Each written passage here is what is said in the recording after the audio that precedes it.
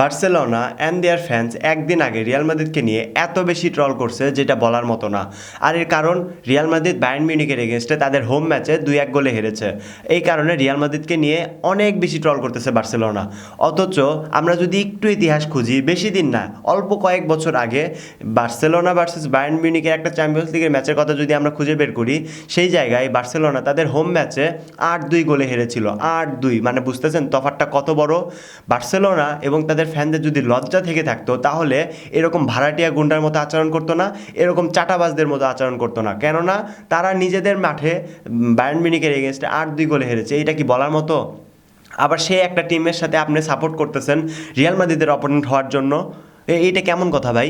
তোমাদের ইতিহাসটা ঘেঁটে দেখো।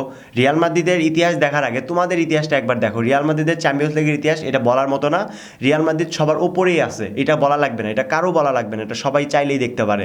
রিয়াল মাদ্রিদ সবার ওপরেই আছে চ্যাম্পিয়ন্স লিগে। আর সেই জায়গায় তোমরা আমাদের চাইতে 3 গুণ নিচে আসো। এইটা একবার শুধু মাথায় রেখো যে বার্সেলোনা ফ্যান্সদের বলতেছি, রিয়াল মাদ্রিদের থেকে তোমরা 3 গুণ নিচে আসো। এর চাইতে কিছু বলতে হবে বেশি?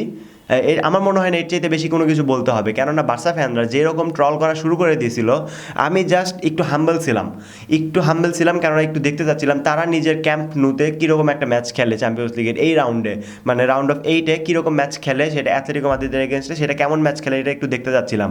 রিয়াল মাদ্রিদ তো তাও একটা গোল করতে পারছিল, তোমরা তো সেইটাও পারো নাই।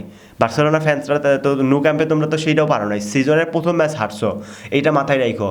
ন্যু ক্যাম্পে সিজনের প্রথম ম্যাচ তোমরা হারছো। খেলার শুরুর দিকে বার্সেলোনা ভালো পজিশনেই ছিল, কিন্তু একটা রেড কার্ড ঘুরে দিয়েছে পুরো খেলাকে একদম ঘুরে দিয়েছে। পাউ কুবার্সি যে রেড কার্ডটা খেয়েছে, যেটা যদিও সে ইন্টেনশনালি ছিল না, সেটা আনইনটেনশনালি হয়ে গেছে, কিন্তু সেটা অবভিয়াসলি রেড কার্ড, সেটা রেফারি বুঝে শুনে দিয়েছে। কিন্তু এই একটা রেড কার্ডের মাধ্যমে পুরো খেলাটা কিন্তু ঘুরে গেছে।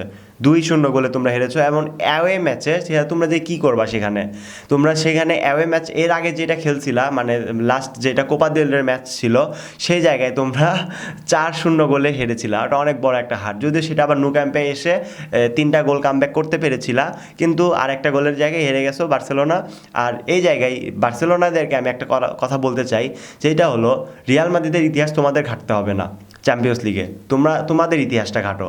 চ্যাম্পিয়ন্স লিগে রিয়াল মাদ্রিদের ইতিহাস অনেক ভালো, সেই জায়গায় বার্সেলোনার কিচ্ছু বলতে হবে না।